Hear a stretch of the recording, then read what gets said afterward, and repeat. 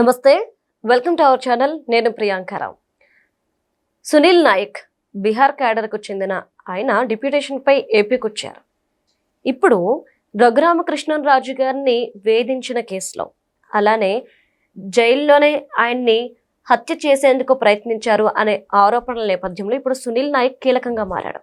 ఈయన్ని తీసుకురావడం కోసం ఏపీ పోలీసులు బీహార్కి వెళ్ళినప్పుడు ఆంధ్రుడు సినిమాని తలపించిన సిచ్యువేషన్స్ కనిపించాయి.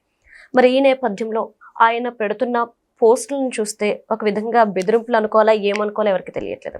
మరి ఇప్పుడు సునీల్ నాయక్ బీహార్లో ఎక్కడున్నాడు? ఎప్పుడు అరెస్ట్ చేస్తారా ఆయన్ని? అసలు అరెస్ట్ చేస్తారా లేదా? ఎందుకంటే అక్కడ ప్రభుత్వం కానివ్వండి, పోలీసులు కానివ్వండి, ఎవరు సహకరించలేనప్పుడు ఎలా అరెస్ట్ చేస్తారు అనే అనుమానాలు కూడా వస్తున్నాయి. సో దీని మీద క్లారిటీ తీసుకునే ప్రయత్నం చేద్దాం. మనతో మాట్లాడడానికి సీనియర్ జర్నలిస్ట్ సిఎస్ రావు గారు ఉన్నారు. ఆయనతో మాట్లాడదాం. నమస్కారం సార్. సునీల్ నాయక్ బీహార్లో ఎక్కడున్నాడు?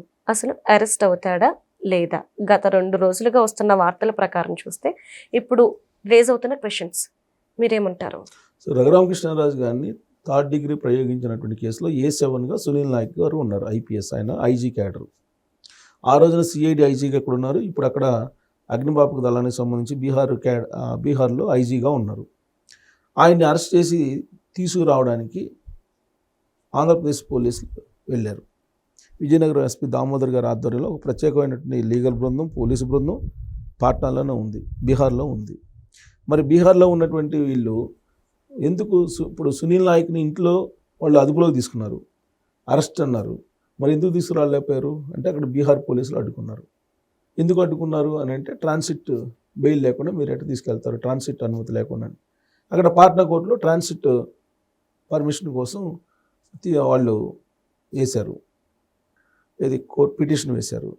ఆ కోర్టు ఏం చెప్పింది, మీరు సరిగ్గా ఈ పిటిషన్ వేయలేదు, మీరు హిందీ ఇంగ్లీషు తర్జుమా చేయటంలో తప్పులు ఉన్నాయి, మీ ట్రాన్సిట్కి సంబంధించినటువంటి మొత్తం ప్రక్రియను సరిగ్గా చేయలేదు, కాబట్టి తిరస్కరిస్తున్నామని చెప్పి ఆ పిటిషన్ని తిరస్కరించింది పాట్నా కోర్టు. తిరస్కరించినటువంటి క్రమంలో వాళ్ళు ఇచ్చిన డైరెక్షన్ ఏంటంటే మరొక 30 రోజుల పాటు మీరు అతని మీద ఎలాంటి చర్యలు తీసుకోవద్దు అని చెప్పి కూడా డైరెక్షన్ ఇచ్చింది. సో దీంతో సునీల్ నాయక్ హ్యాపీగా బీహార్లో ఉన్నారు. అక్కడ ఆంధ్రప్రదేశ్ పోలీసులు వెళ్ళి అరెస్ట్ చేసే పరిస్థితి లేదు.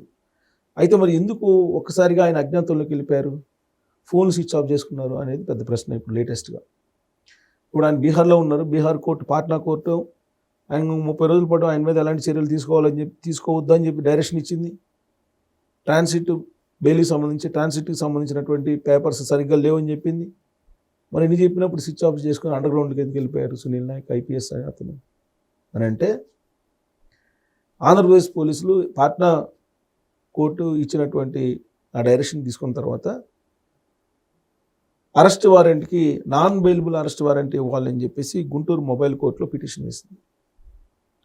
సునీల్ నాయక్ని అరెస్ట్ చేసేందుకు పర్మిషన్ ఇవ్వండి, అరెస్ట్ వారెంట్ జారీ చేయండి అని చెప్పి, ప్లస్ నాన్ బెయిలబుల్ వారెంట్ని ఇష్యూ చేయండి అని చెప్పి అడిగింది. ఈ కేసులో ఆయన A7గా ఉన్నారు, ఆయన తీసుకొచ్చి విచారిస్తేనే ఈ కేసు విచారణ ముందుకు సాగుతుంది అనేటువంటి ఉద్దేశంతో పిటిషన్ వేశారు. పిటిషన్ మీద వాద ప్రతివాదనలు జరిగాయి. ఇంకా తీర్పు రాలేదు. ఇవాళ ఇంకా మనం ఈ వీడియో చేసే టైంకి ఇంకా పూర్తి స్థాయిలో డైరెక్షన్ రాలేదు.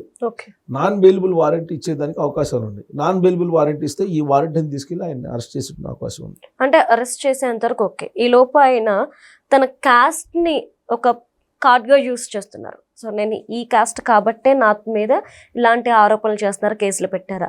రఘురామకృష్ణరాజు గారికి సంబంధించిన ఆడియో రికార్డ్స్ నా దగ్గర ఉన్నాయి. సో నన్ను జగన్ పేరు తర్వాత ఇంకొకరి పేరు చెప్పాలని చెప్పేసి బెదిరింపులకు గురి చేస్తున్నారు అంటూ ఆయన ఒక స్టేట్మెంట్ పాస్ చేసేసారు తన సోషల్ మీడియా అకౌంట్లో. మరి దీనికి ఏమంటారు? ఇప్పుడు ఆయన దగ్గర ఆధారాలు ఉన్నాయన్నారు. ఎవరైతే ఉన్నారో బాధితుడు, ఆ బాధితుడు నాతో మాట్లాడారు, నా దగ్గర వీడియోస్ ఉన్నాయి అన్నారు. నువ్వు ప్రొడ్యూస్ అరెస్ట్ అయిన తర్వాత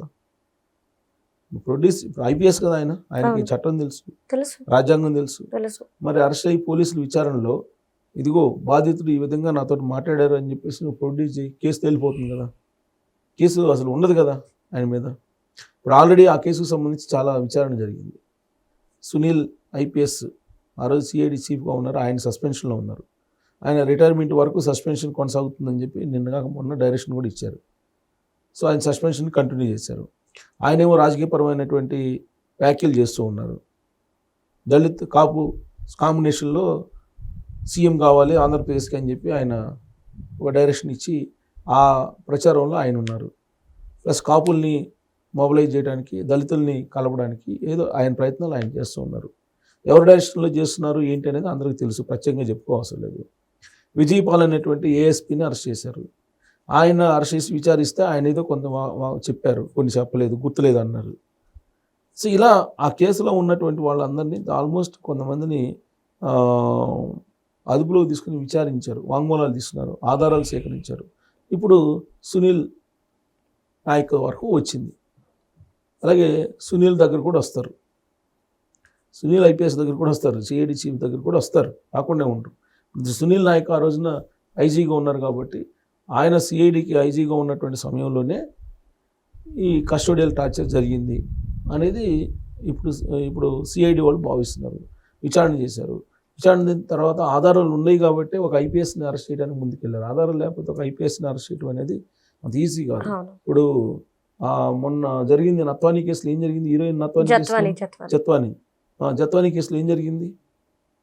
ఆంజనేయులు ఆయన ఇంటెలిజెన్స్ చీఫ్గా చేశారు కదా, సీతారామాంజనేయులు అరెస్ట్ చేశారు కదా, ఆయనతో పాటు ఇంకొక ఇద్దరు అరెస్ట్ చేశారు కదా, ఐపీఎస్ని లోపల పెట్టారు కదా.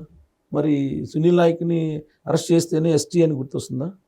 అంటే మీరు అన్నట్టు పిఎస్ఆర్ ఆంజనేయులు గారిని అరెస్ట్ చేసినప్పుడు కూడా ఆయన బ్రాహ్మణ్ అన్న ప్లే కార్డ్ యూజ్ చేశారు.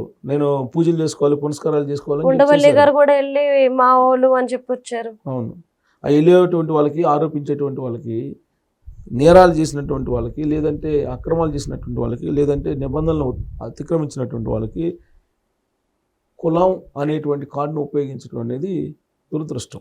అంటే తప్పులు చేసే ముందు ఎవరు కుల కార్డుని యూజ్ చేయట్లేదు, చేశాక అరెస్ట్ చేసి బయటకు వచ్చిన తర్వాత కులం కార్డు తీసుకుంటారు. నేను నాయకుని కాబట్టి, ఎస్టీని కాబట్టి నా మీద అరెస్ట్ చేస్తున్నారు. సునీల్ గారు ఏం చెప్తున్నారు, సిఐడి చీఫ్, ఆయన కూడా అదే చెప్తున్నారు కదా. అంతకుముందు ఆయన సంజయ్ ఏం చెప్తున్నారు, సంజయ్ కూడా నేను ఎస్టీని కాబట్టి నన్ను ఈ విధంగా చేశారు అంటున్నారు. మరి మీరు చేసినప్పుడు మీరు చేశారు కదా, ఇప్పుడు చంద్రబాబు నాయుడు గారిని అరెస్ట్ చేశారు, మరి లీగల్గా ప్రొసీజర్ ప్రకారం మీరు అరెస్ట్ చేశారా? లేదు. ఆ రోజు మరి ఆయనే సంజయ్ గారు ఉంది, నంద్యాలలో వెళ్ళేసి బస్సును కొట్టి అరెస్ట్ వారెంట్ కూడా లేకుండా మీరు ఎలా వస్తారు అసలు? చంద్రబాబు నాయుడు గారు ఆయన సార్ రాజకీయ ప్రత్యర్థి కాబట్టి చేశారు అనుకుందాం.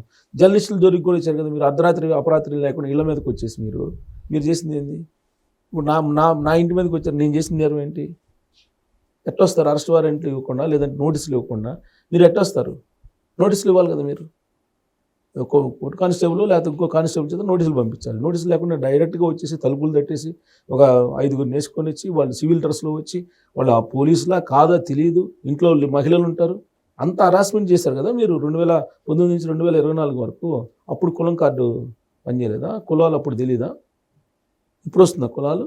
అంటే మీకు వచ్చేటప్పటికి కులం వస్తుంది అంటే నాయక్ అయినంత మాత్రాన ఏదైనా చేయొచ్చు, రాజ్యాంగానికి విరుద్ధంగా, చట్టానికి విరుద్ధంగా. సునీల్ ఎస్సీ కాబట్టి ఏదైనా చేయొచ్చు. ఇదేమన్నా రాజ్యాంగంలో ఉందా, చట్టంలో ఉందా?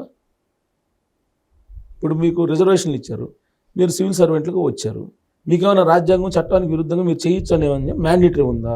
లేదు కదా. చట్టం రాజ్యాంగం ప్రకారం చేయాలి కదా. దానికి అతిక్రమించి చేశారు కాబట్టి ఇవాళ అరెస్ట్ చేయాల్సి వస్తుంది. అరెస్ట్ చేసినప్పుడు మీరు కులం కార్డును ప్రయోగిస్తే అంతకన్నా దురదృష్టం, అంతకన్నా దౌర్భాగ్యం ఇంకోటి ఉండదు.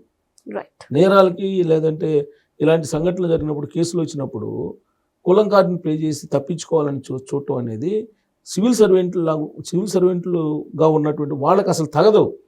ఇంకొకటి వాళ్ళకి తెలుసు కదా సార్, కులం కార్డు ప్లే చేస్తే శిక్ష తగ్గదు, అలానే శిక్ష పెరగదు, చేసిన దానికి మాత్రమే ఉంటుంది అన్న విషయం తెలీదా? తెలుసు, వాళ్ళకి తెలుసు. కానీ ఎందుకు వ్యాఖ్యలు చేస్తున్నారు? ఎవరికో రాజకీయపరమైన లబ్ధి కలిగించడానికి ఈ విధమైనటువంటి స్టేట్మెంట్ వాళ్ళు ఇస్తున్నారు. వాళ్ళు ఎవరు అనేది ప్రజలకు తెలుసు. లేదంటే కేసులు కన్నా సంబంధం ఉంది. ఇప్పుడు బీహార్లో ఉన్నారు ఆయన, బీహార్లో ఉండేటువంటి పోలీసులు కూడా అడ్డుకున్నారు అక్కడ. అవును సార్, ట్రాన్సిట్ తీసుకోలేదని. సరే ఎట్టగల చట్ట ప్రకారం వెళ్తున్నారు కదా. ఇప్పుడు ఆల్రెడీ బీహార్లోనే ఉన్నారు పోలీసులు, ఆంధ్రప్రదేశ్ పోలీసులు టీము అక్కడే ఉంది. గుంటూరు కోర్టు ఇవ్వగానే అరెస్ట్ వారెంట్ దాన్ని తీసుకెళ్ళి ఆయన అరెస్ట్ చేయాలి. ఆయనేమో అజ్ఞాతంలోకి వెళ్ళిపోయారు, అండర్గ్రౌండ్లోకి వెళ్ళిపోయారు, ఫోన్ స్విచ్ ఆఫ్ చేసుకున్నారు. మరి ఒక నిందితుడు సివిల్ సర్వెంట్గా ఉన్న అతను మరి ఫోన్ స్విచ్ ఆఫ్ చేసుకుని వెళ్ళిపోతే ఏంటి దాని అర్థం?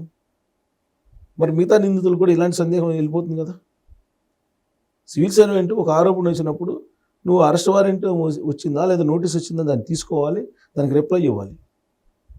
అదే వేరే వాళ్ళు ఈ విధంగా చేస్తే వీళ్ళు ఒప్పుకుంటారా? వీళ్ళు ఆ రోజు ఏం చేశారు, ఒక ఎక్స్పర్సన్ మీద కేసు పెట్టేసి అతను పరారైతే లేదంటే అతను కనిపించకపోతే ఇంట్లో వాళ్ళందరినీ తీసుకెళ్ళిపోయారు. మరి వాళ్ళ ఇంట్లో వాళ్ళని తీసుకెళ్తే ఒప్పుకుంటారు? ఇప్పుడు తెలియాలి సివిల్ సర్వెంట్లకి. Right. Thank you so much sir.